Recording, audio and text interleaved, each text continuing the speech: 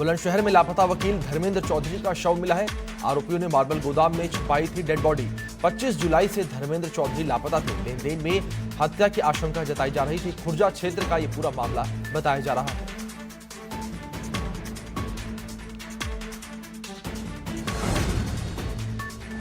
UP की कानून व्यवस्था पर प्रियंका गांधी ने ट्वीट कर राज्य सरकार पर निशाना साधा है। उन्होंने ट्वीट में लिखा है कि उत्तर प्रदेश में जंगल राज फैलता जा रहा है, क्राइम और कोरोना कंट्रोल से बाहर है। बुलंदशहर में धर्मेंद्र चौधरी का 8 दिन पहले अपहरण हुआ था। कल उनकी लाश मिली। कानपुर, गोरखपुर, बुलंदशहर, हर घटना में कानपुर व्यवस्था की सुस्ती है और जंगल राज के लक्षण हैं। पता नहीं सरकार कब तक सोई।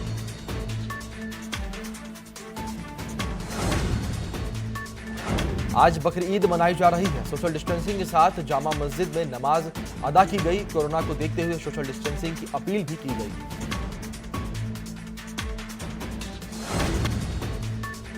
बकरी ईद को लेकर सरकार की ओर से जारी दिशा निर्देश के मुताबिक मस्जिद में सामूहिक नमाज पर रोक लगाई गई है। इसके अलावा खुले में जानवरों की कुर्बानी करने और खुले में मांस ले जाने की इजाजत नहीं दी गई है।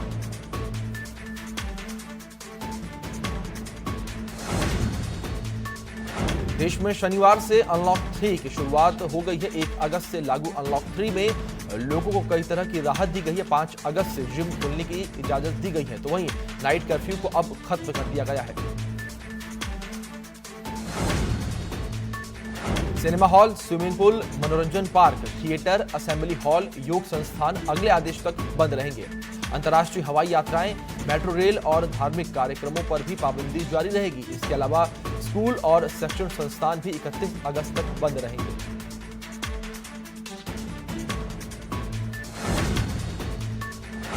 अनलॉक 3 को लेकर नोएडा में पुलिस ने एडवाइजरी जारी की है। 31 अगस्त तक जिले में धारा 144 से लागू रहेगी। कंटेनमेंट जोन में सिर्फ अस्पताल और आवश्यक सेवाओं के लिए ही परमिशन है। सभी सार्वजनिक स्थान बंद रहेंगे। तो वहीं योग संस्थान 4 अगस्त तक नहीं खोले जाएंगे।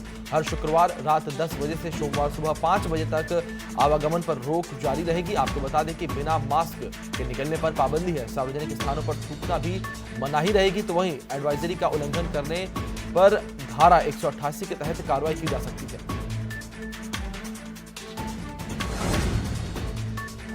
तो वहीं देश में तेजी से बढ़ रहे हैं कोरोना के आंकड़े। 24 घंटे में पूरे देश में सबसे ज्यादा 57,117 नए कोरोना के मामले सामने आए हैं। 24 घंटे में 764 लोगों की मौत हो गई है।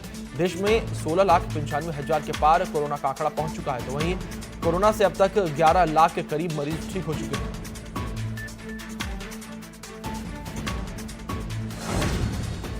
वहीं लखनऊ में 24 घंटे में कोरोना के रिकॉर्ड 562 नए मामले सामने आए हैं। लखनऊ में कोरोना मरीजों की संख्या 8,299 पर पहुंच चुकी है। तो वहीं कोरोना से अब तक 96 लोगों की मौत हो चुकी है। इलाज के बाद 3,940 मरीज ठीक हो चुके हैं। लखनऊ में कोरोना के 4,264 एक्टिव केस हैं।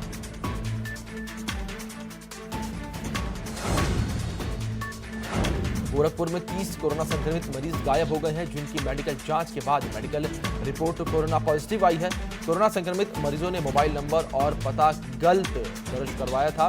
30 कोरोना संक्रमित मरीज गायब होने से स्वास्थ्य विभाग में हड़कंप मचा हुआ है। मरीजों की तलाश में पुलिस जुटी हुई है। उत्तराखंड में कोरोना का आंकड़ा 7,183 पर पहुंच चुका है। आज 118 नए कोरोना के मामले सामने आए हैं। तो वहीं कोरोना से अभी तक 80 लोगों की मौत हो चुकी है।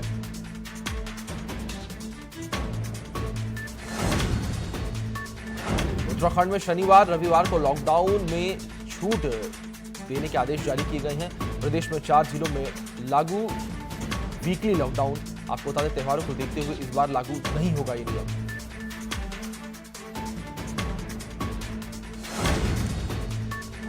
सुशांत की बहन श्वेता ने पीएम मोदी से सुशांत सिंह राजपूत की खुदकुशी मामले में न्याय की गुहार लगाई है। ट्विटर पर लिखा है कि सबूतों से छेड़छाड़ न हो, ये किया जाए सुनिश्चित और मामले पर जल्द से जल्द ध्यान दिया जाए। किसी भी कीमत पर इंसाफ की उम्मीद।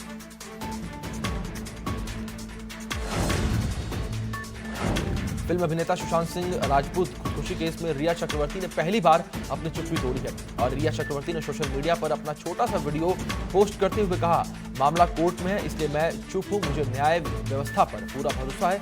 सच के सामने आने तक भरोसा है। सत्यमेव जयते। अभिनेता सुशांत सिंह राजपूत सुसाइड केस में सियासी बयानबाजी भी तेज हो गई है। भारतीय जनता पार्टी के नेताओं की ओर से महाराष्ट्र सरकार और पुलिस पर सवाल उठाए जा रहे हैं, जिसके बाद महाराष्ट्र के मुख्यमंत्री उद्धव ठाकरे का कहना है कि मैं उन लोगों की निंदा करना चाहूंगा जो पुलिस की दक्षता पर सवाल उठा रहे हैं। पुलिस असमर्थ नहीं है। अगर किसी के पास इस मामले के बारे में कोई सबूत है तो वो इसे हमारे पास ला सकते हैं और हम पूछताछ करेंगे, दोषी को सजा देंगे, लेकिन कृपया इस मामले को महाराष्ट्र और बिहार, दो राज्यों के बीच विवाद पैदा करने के बहाने के रूप में इस्तेमाल न करें।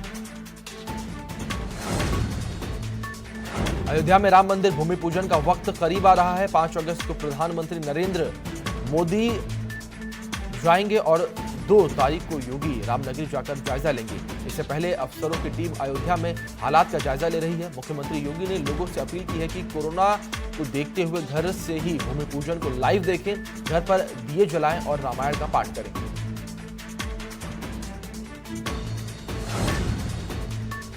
अयोध्या में राम मंदिर के लिए भूमि पूजन कार्यक्रम को लेकर तैयारियां जोरों शोरों से चल रही हैं। प्रधानमंत्री नरेंद्र मोदी भी 5 अगस्त को इस कार्यक्रम में मौजूद रहेंगे। इस अवसर को विशेष बनाने के लिए तेजी से काम चल रहा है। अब सबकी निगाहें अयोध्या नगरी पर टिकी हैं। प्रधानमंत्री के आगमन के चलते अयोध्या को चारों तरफ से सील करने की तैयारी है। आपको बताएं कि इसके लिए अयोध्या समेत फैजाबाद शहर में प्रवेश के सभी मार्गों पर पूर्व में किए गए इंतजामों की मॉनिटरिंग की जा रही है। अयोध्या में रामनगरी को सील करने की तैयारी की जा रही है। 4 अगस्त से अयोध्या में एंट्री की इजाजत नहीं होगी, तो वहीं लखनऊ के रास्ते सड़क से आने वाले वीवीआईपी को शहादतगंज से अयोध्या में प्रवेश देने की योजना बनाई जा रही है। 5 अगस्त को भूमि पूजन के बाद राम मंदिर निर्माण का काम शुरू कर दिया जाएगा। ऐसे में 5 अगस्त को विधि विधान से पूजा अर्चना की जाएगी और इस मौके पर विंध्याचल के कारीगरों के तैयार किए गए लड्डू श्री राम लला को भोग में लगाए जाएंगे।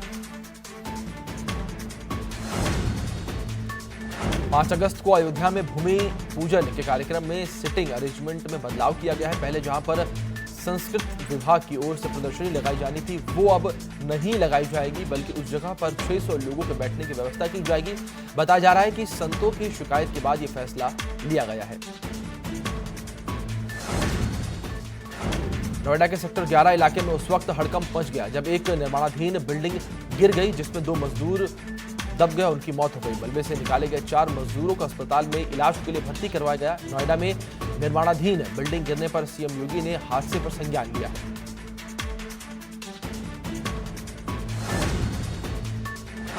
पहाड़ों पर हो रही भारी बरसात और बैराजों से छोड़े गए लाखों क्यूसेक पानी से गोंडा में घाघरा नदी का जलस्तर बढ़ गया है। आपको बताएं कि घाघरा खतरे के निशान से 106 सेंटीमीटर ऊपर बह रही है, जिससे एली परसौली के तटबंध पर कटान शुरू हो चुका है।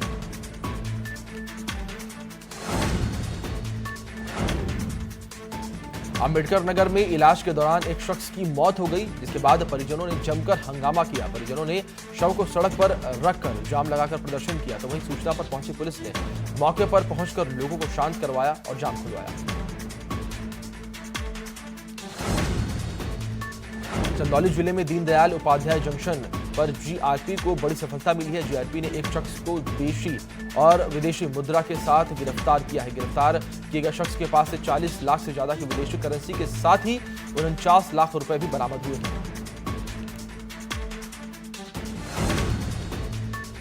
शाहजहांपुर के सरकारी गल्ला गोदाम में नाग के निकलने से हड़कंप मच गया।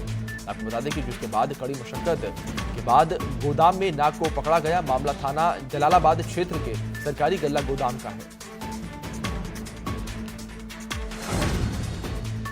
5 अगस्त को भूमि पूजन को लेकर वाराणसी से बीएचयू के 3 प्रोफेसर अयोध्या जाएंगे। तीनों प्रोफेसर के निगरानी में ही श्री राम जन्मभूमि मंदिर का भूमि पूजन होना है। आपको बता दें कि तीनों प्रोफेसर काशी से स्वर्ण सर्प कश्यप और बाबा विश्वनाथ को चढ़ा हुआ रजत बेलपत्र लेकर जा रही हैं। ये सभी चीजें शिलान्यास के समय चांदी के ईंट के साथ पीएम मोदी रखेंगे।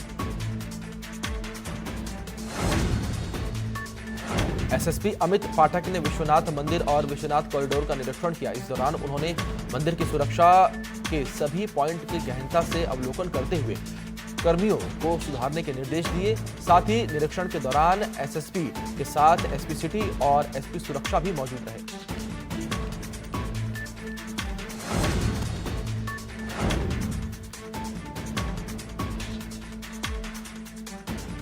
रायबरेली में अवैध कब्जे को लेकर जिला प्रशासन सख्त हो गया है, तो वहीं लालगंज तहसील क्षेत्र में एसडीएम जीतलाल सैनी ने कोर्ट के आदेश पर अवैध निर्माण पर बुलडोजर चलवाया। वहीं साथ में पुलिस फोर्स भी मौके पर मौजूद रही। कोविड-19 की फर्जी रिपोर्ट से वकीलों में आक्रोश देखने को मिला है। दरअसल लंबे समय से कचहरी परिसर के कंटेनमेंट जोन में होने के कारण अधिवक्ता आक्रोशित है, जिसको लेकर अधिवक्ताओं का समूह सीएमओ के खिलाफ मुकदमा कायम कराने कोतवाली पहुंचे। वकीलों का आरोप है कि सीएमओ ने कचहरी परिसर में कोविड-19 के मरीज होने की झूठी रिपोर्ट शासन को भेजी है। नोएडा पुलिस ने 18 साल के एक युवक के लापता हो जाने और कुछ दिन बाद उसका शव मिलने के मामले में 3 नाबालिग हत्या आरोपियों समेत 4 लोगों को गिरफ्तार किया है। कोतवाली फेज 2 इलाके में रहने वाला युवक 24 जुलाई को लापता हो गया था, जिसका 29 जुलाई को शव मिला था। पुलिस की जांच में पता चला कि शाहरुख नाम के शख्स ने अपने 3 साथियों के साथ मिलकर युवक की हत्या की थी। रायबरेली में बदमाशों और पुलिस के बीच मुठभेड़ हो गई। मुठभेड़ में एक पुलिसकर्मी और बदमाश घायल हो गया। आपको बता दें कि घायलों को अस्पताल में इलाज के लिए भर्ती कराया गया है। लालगंज कोतवाली के फतेहपुर हाईवे की घटना बताई जा रही है।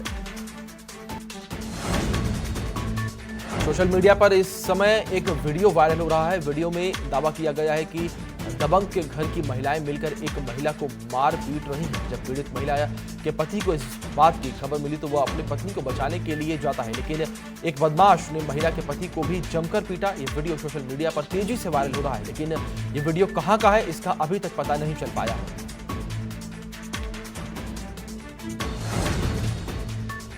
कानपुर में नकली पान मसाला फैक्ट्री का भांडाफोड़ हुआ है। मामला फैक्ट्री में भारी मात्रा में पुलिस ने नकली पान मसाला बरामद किया है। पुलिस ने 2 मशीन बरामद की है और 2 लोगों को गिरफ्तार भी किया है। पुलिस ने फैक्ट्री को सीज कर वहां से फरार मालिक की तलाश में जुट गई है। कानपुर में नशे के लिए बेटे ने अपने पिता की हत्या कर दी।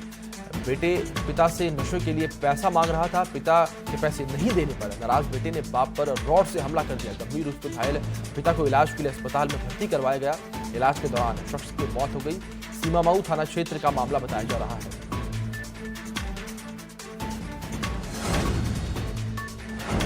मेरठ के थाना कंकरखेड़ा इलाके में 2 समुदायों में विवाद हो गया है। एक समुदाय ने दूसरे समुदाय के लोगों को पहले तो गालियां दी, उसके बाद उन लोगों के साथ मारपीट शुरू कर दी। इस बीच पीड़ित महिला ने कई बार पुलिस को कॉल भी लगाई, लेकिन कॉल नहीं लगी। पुलिस मौके पर नहीं पहुंची। इस दौरान आरोपी पक्ष तमाम दूसरे पक्षों को मारने की धमकी देते हुए मौके से फरार हो गए। और जब लोगों ने थाने पहुंचकर इस बात की शिकायत की तो पुलिस ने उल्टा पीड़ित को ही खदेड़ दिया।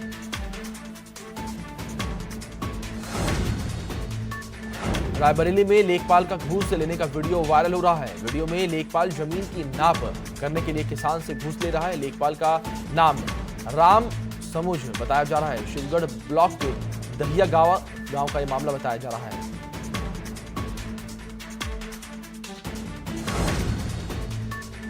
उत्तराखंड के नए मुख्य सचिव ओम प्रकाश ने कार्यभार संभाल लिया है। 16वें मुख्य सचिव के रूप में पदभार ग्रहण किया है। नए मुख्य सचिव ने उत्पल कुमार से मुलाकात की।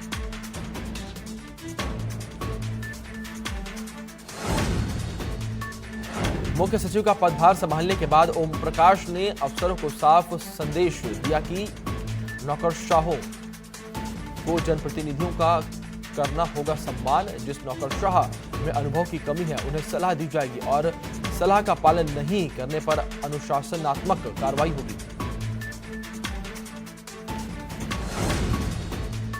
मुख्यमंत्री त्रिवेंद्र सिंह रावत ने दून विश्वविद्यालय में स्कूल ऑफ सिनेमैटिक स्टडीज की स्थापना करते हुए फिल्म शिक्षा पर कोर्स प्रारंभ किए जाने के निर्देश दिए हैं। इसके लिए विशेषज्ञों का एक वर्किंग ग्रुप बनाया जाएगा। इसमें फिल्म जगत और फिल्म शिक्षा के अनुभवी लोगों को नामित किया जाएगा। प्रसिद्ध राष्ट्रीय और अंतर्राष्ट्रीय स्तर पर ये शिक्षण संस्थाओं द्वारा संचालित पाठ्यक्रमों का अध्ययन कर कोर्स डिजाइन किए जाएंगे। चमोली में पर्यटकों के लिए विश्व प्रसिद्ध फूलों की घाटी खुल गई है। सैलानी आज से फूलों की घाटी के दीदार कर सकेंगे। घाटी में सैर के लिए कोविड-19 की गाइडलाइन का पालन करना होगा। घाटी में खिले हैं 350 से अधिक प्रजाति के फूल।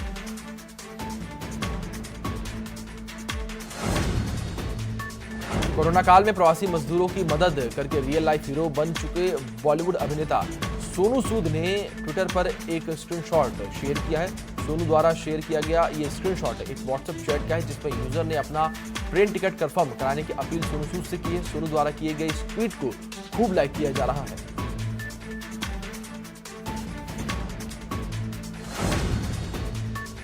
म्यूजिक कंपोजर सलीम सुलेमान ने द कपिल शर्मा शो के सेट से सोशल मीडिया पर एक फोटो शेयर की है।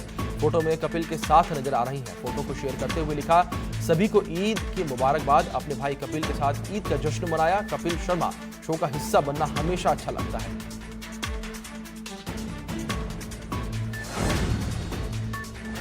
विश्व स्वास्थ्य संगठन की आपातकालीन समिति की बैठक में कोरोना महामारी को सदी का सबसे बड़ा स्वास्थ्य संकट बताया है। उनका कहना है कि इसके प्रभावों को आने वाले दशकों तक महसूस किया जाएगा।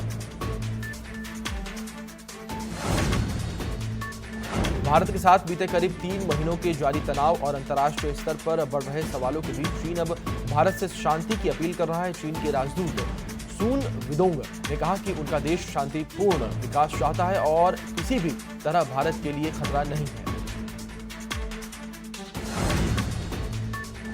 अमेरिका में जॉर्ज फ्लॉयड की पुलिस की हिरासत में मौत हो गई थी, जिसके बाद अमेरिका में जबरदस्त आंदोलन हुए, जिसको लेकर ओबामा ने ट्रंप पर निशाना साधते हुए कहा कि अश्वेत नागरिकों के प्रदर्शन पर पुलिस सरकार के इशारे पर प्रदर्शनकारियों पर अत्याचार कर रही है।